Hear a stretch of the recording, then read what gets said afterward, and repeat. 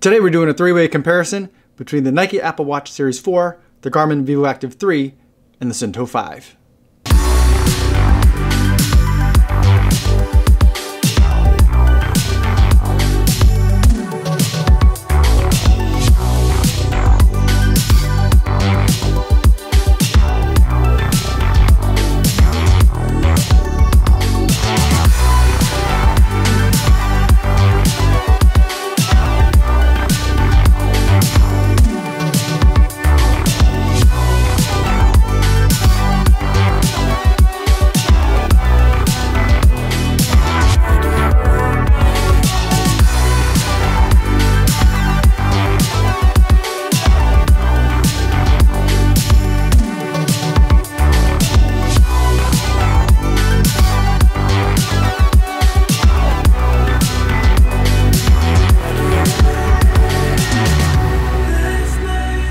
About 10.5 miles today, about 8 minutes per mile, depending on which watch you're looking at.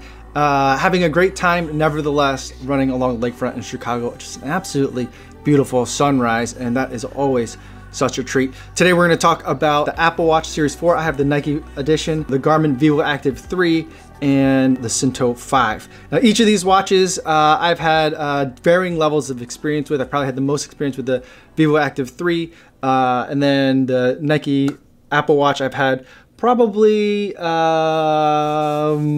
less than 2,000 miles in it, but definitely over 1,000 miles in it. And the Suunto 5 is relatively new, still getting a feel for a lot of its features. I've had it for about a week now, so very new to the bunch, but I felt like this was a good time, since a lot of you have been asking questions and comments already, to go over the differences between each of those watches. And before I get into those thoughts, I do want to go over some disclosures.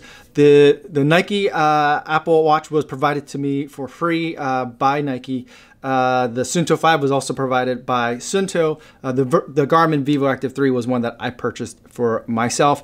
Regardless of who provided these watches, no one knows that I'm making this three-way comparison. No one has paid me to make any of the videos about these watches. No one's gonna get a chance to have any editorial input or see any of my footage before you guys get a chance to see it on YouTube. Now with the disclosures out of the way, let's talk about these three watches. So I'm going to break it down into four categories. One being, who would I recommend each watch for? Two is going to be the run data that you're getting from each of these watches. Three is the smartwatch capabilities or the overall livability of these watches. And fourth, I'm going to talk about battery life. And first, I'm going to just cut to the chase and talk about who would I recommend each of these watches for, because I think that's ultimately what you guys really want to hear. So I'll start on one end. I think the Suunto 5 is really the runner's watch. If you just want really solid running metrics and you don't care about it the rest of the other time, the Suunto 5, I think, is the watch for you. It positions itself as the watch for athletes who have been running and who understand a little bit about their performance already and are looking to get more data to take them to the next level. And I think that they're delivering on that promise. I like running with the watch. When I have it in an activity, that's where I really enjoy having it. I feel very good about the numbers that I'm getting from it. On the other side of the spectrum, I think, is the Apple Watch, especially if you are heavily invested in the Apple ecosystem like I am. I have a MacBook, I have an Apple Watch, I have Powerbeats Pro, I have AirPods. So like I'm fully in. The Apple Watch is really great to live with. It's the best smartwatch out of this bunch by far, and it's also a very good run activity tracker. In the middle is the Vivoactive 3. It kind of splits the difference between the two, although its kind of core goals put it more toward the smartwatch category than it does the activity or GPS run tracking category. So it's kind of in the middle. So if you want a little bit of both, you do want solid metrics, but you also want a little bit more connectivity with your phone, getting notifications, that kind of thing, being able to control your phone and also have data that gets, maybe it's tethered to your phone, but you're seeing data on the watch that's not run data, then the Garmin Vivoactive 3 is probably the one for you. Although at the prices, I think probably the Vivoactive 3 is the one that I'm going to overall recommend the strongest, because right now the kind of MSRP is $250, but you can easily find it on Amazon if you're not looking for the music version, if you're not looking for the Verizon version, because it's been out for a little bit now. You can get it for under $200, I think under $190. So it's quite a bargain compared to the Suunto 5, which is very recently released at $330, I believe, and the Apple Watch Series 4, the Nike edition, and the 44 millimeter size is for $430, so another $100 up from the Suunto. So at about half the price, the Garmin Vivoactive 3 is delivering a lot of features and a really, really compelling price. I don't know how they do that. So that's my overall conclusions. Now let's deep dive into how I kind of got there. So the first thing I'll look to in how I got there is the data that I'm getting. And let me tell you about the setups for each of these watches. For the Nike Apple Watch, I use the iSmooth Run. It has a really long iSmooth Run 26.2. Something like that is the name of that particular app that I used with the Apple Watch. And the main reason for that is because it gives you the option before you start an activity of choosing which sensors it will use. And you can set it so that it only uses sensors on the watch. Otherwise, I believe, and this is where I don't like the Apple Watch for GPS or activity tracking, is that it's a little bit murky as to what's the data that I'm looking at. I'm looking at data on the Apple Watch. I'm not sure what the source of that information always is. With that particular app, I can tell it use the GPS radios on the Apple Watch only and don't borrow from your iPhone or your phone that you may be Bluetooth connected to. If you don't do that, then I think a lot of the time, the way that the Apple Watch is designed in terms of saving battery life or a variety of other things, I think just the general like ethos of Apple Watch paired to an iPhone is that when it can, it will pull from the phone. And I don't want to run and get data from my phone. I want to get it from a dedicated activity or GPS watch. So that's what I did for today. And I'll post on the screen the numbers that I got for that in terms of for this particular run. I've also run with it and I run kind of the same routes all the time. And so I have a good feel for kind of the numbers and the accuracy, or at least maybe not the accuracy, but the consistency of the numbers that it's giving me.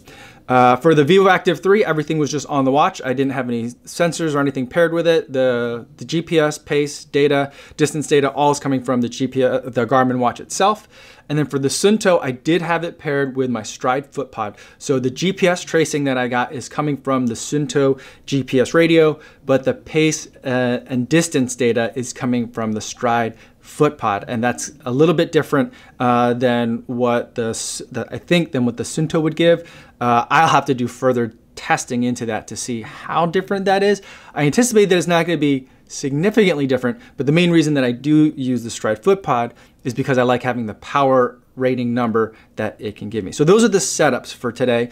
And overall, for the run, and the specific numbers aside, I'll give you kind of a gut feel for the experience that I had today.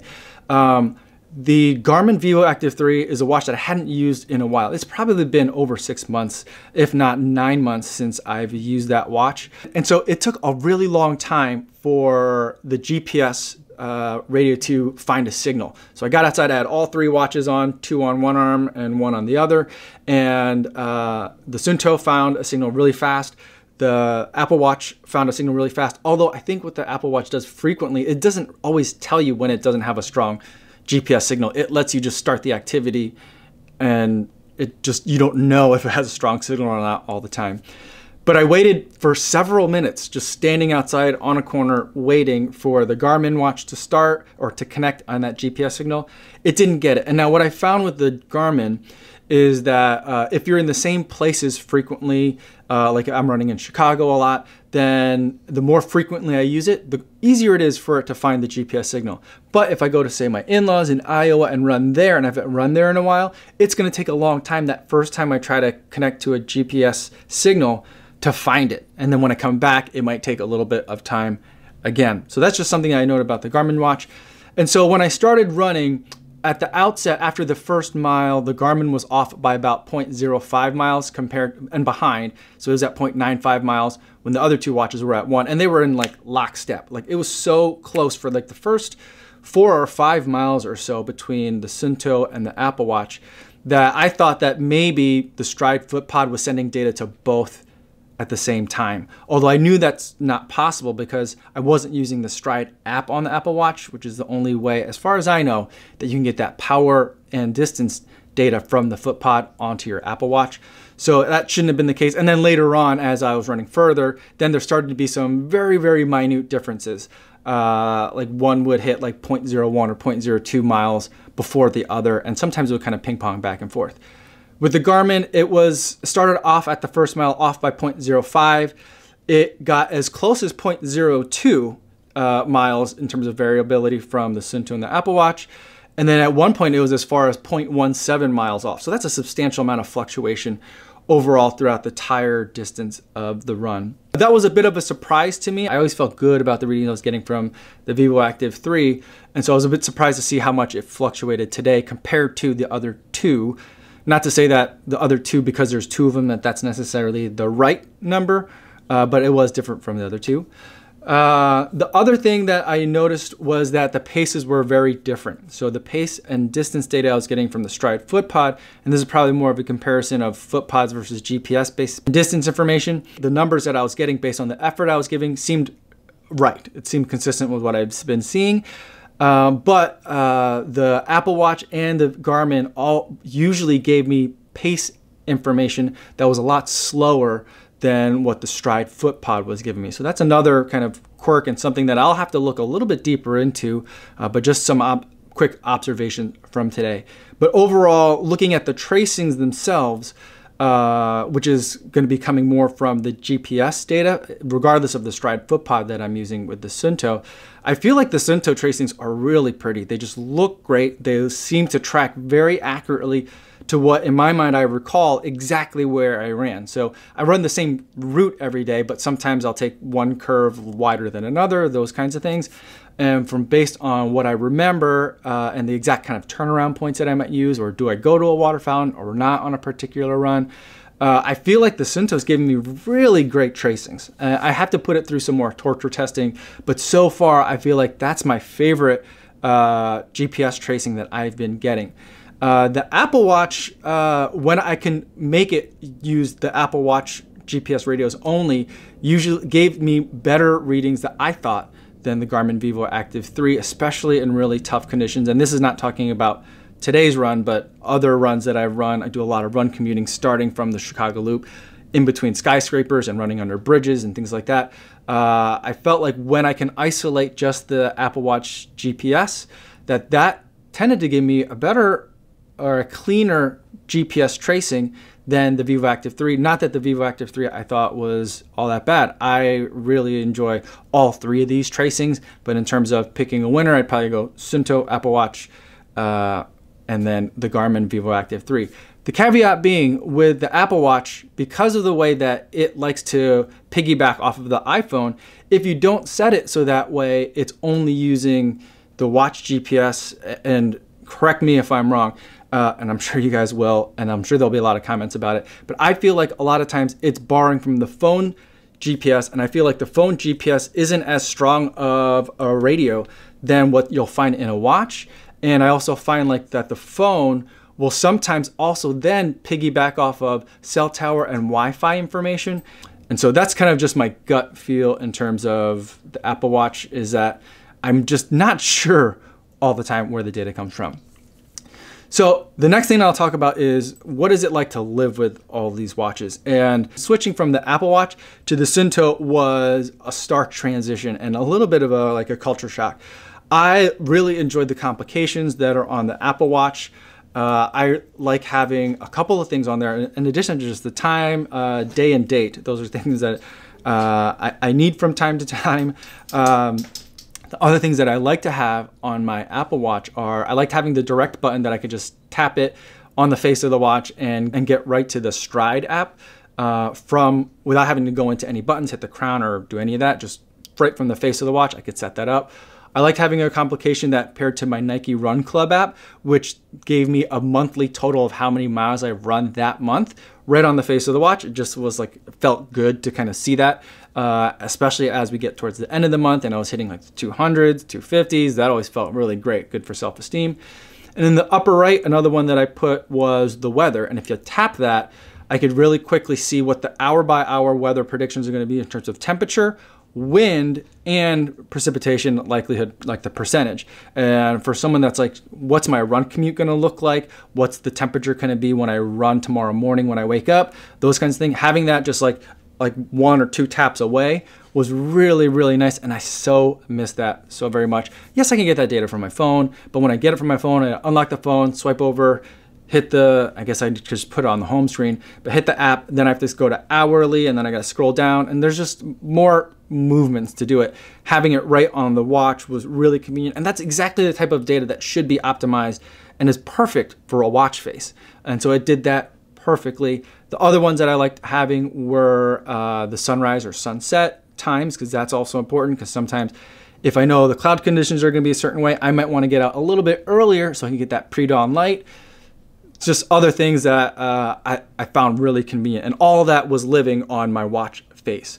The Suunto has time, day, and date, and then it has a handful of other complications, but you can basically pick from, do you want to see your step count, do you want to see your battery life, or do you want to see more time and date? Because sometimes, like one of the complications that frequently shows up on a Suunto, you might be looking at, you'll have like the time and date in one of the other complications that you can't configure, and then you'll have the time from the watch face, and then the other complication that you might be able to configure just shows you time and date. So it gives you like the same thing twice on the same screen. Sometimes it's really frustrating. The complications need more work. It's pairing to my phone, so I know it probably hits the battery life to be pulling data, but I'd love to be able to have just like, what's the current temp outside right now? If nothing else. And then if there were a way that I could drill into that and figure out what's the temp going to be like in 8 hours from now, even better.